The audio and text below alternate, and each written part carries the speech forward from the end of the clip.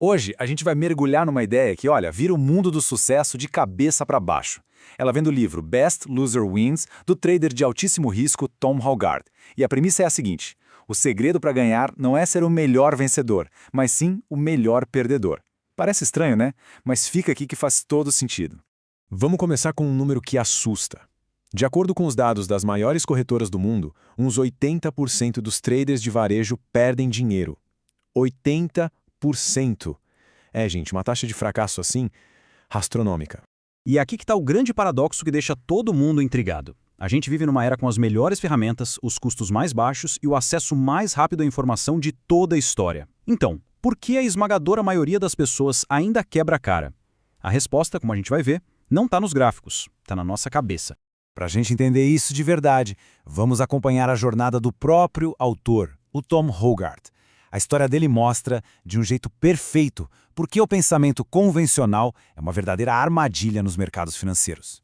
A paixão do Hogarth pelo mercado começou com um livro bem famoso, que botou ele numa missão. Ele foi lá, tirou 2 diplomas em economia e finanças, super convencido de que a educação formal seria o passaporte dourado para dominar esse jogo. E lá em 2000, ele deu o grande salto, cheio de confiança. Mas 18 meses depois, a realidade bateu na porta. Ele estava quebrado. O diploma não salvou ele. E o mais irônico é que essa falha toda acabou levando ele para um emprego como analista financeiro, onde o tal pensamento normal dele ia ser testado de um jeito que ele nunca imaginou. Tenta imaginar a cena. Hogarth, o analista novato, está no evento VIP, só com os clientes mais ricos da corretora.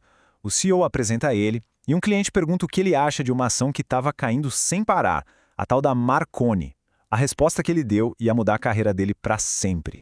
Ele basicamente virou e falou que comprar uma ação em queda não é a mesma coisa que comprar um produto na promoção do supermercado. Sabe, no mercado, comprar barato é esperto. Na bolsa de valores, isso é o mesmo que tentar pegar uma faca caindo. Aquela lógica de, tá barato, vou comprar, não funciona ali. O silêncio que ficou na sala foi ensurdecedor. Aquele conselho dele, apesar de ter sido certeiro, porque a Marconi realmente foi a zero, era exatamente o que ninguém ali queria ouvir. O resultado? Rua. Foi demitido. Essa experiência ensinou para ele uma lição brutal. Nos mercados, estar certo não adianta nada se a sua cabeça, a sua psicologia, estiver errada. E essa história dele leva a gente direto para o centro do problema. Não se trata de análise técnica, nem de tentar adivinhar o futuro. Se trata de psicologia humana.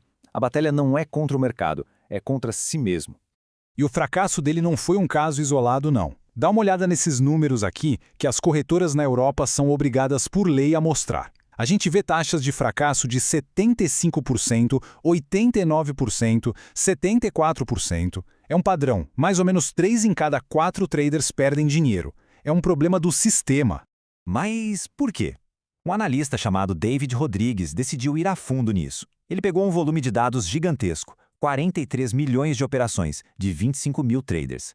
E o que ele descobriu desafia tudo que a gente costuma ouvir sobre o que faz um trader ter sucesso.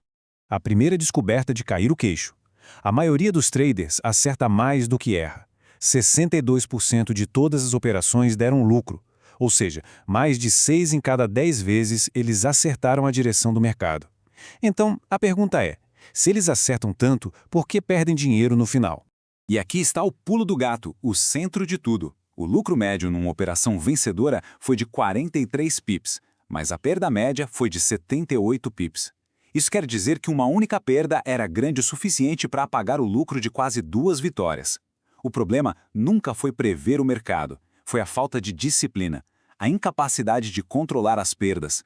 Foi a compreensão exata desse problema que levou Hogarth à sua maior sacada. A virada de chave não veio de um indicador novo ou de uma estratégia secreta. Veio de olhar para dentro. Numa carta que ele escreveu de forma simbólica para o mercado, ele resumiu essa epifania. A chave não era entender os padrões no gráfico. A chave era entender os padrões do seu próprio comportamento. A batalha era interna. E isso levou ele a definir o conceito principal do livro. Ser o melhor perdedor significa dominar a nossa resposta emocional à perda. É saber aceitar uma perda pequena com calma, com disciplina, sem deixar que ela vire uma catástrofe e, principalmente, sem deixar que ela contamine a próxima decisão. Adotar essa mentalidade é o único jeito de quebrar o ciclo de autossabotagem que pega a grande maioria dos traders. Vamos ver como funciona esse ciclo destrutivo. Parece familiar para alguém? A pessoa opera bem, ganha confiança, aí a disciplina vai relaxando e então, pá! Vem uma perda grande que abala tudo. E qual é a reação? Em vez de olhar para a psicologia, a pessoa corre para buscar mais conhecimento técnico, um indicador novo, um curso novo, e o ciclo se repete de novo e de novo. Então, o caminho para a maestria não está em um livro de análise técnica. A verdadeira jornada é para dentro. Autoconhecimento, controle emocional e, acima de tudo, a disciplina para executar um plano, principalmente naqueles momentos em que é mais difícil fazer isso. E isso tudo nos deixa com uma pergunta que vai muito além do trading. Em qualquer área da vida em que existe risco e recompensa, qual é a nossa abordagem para o fracasso?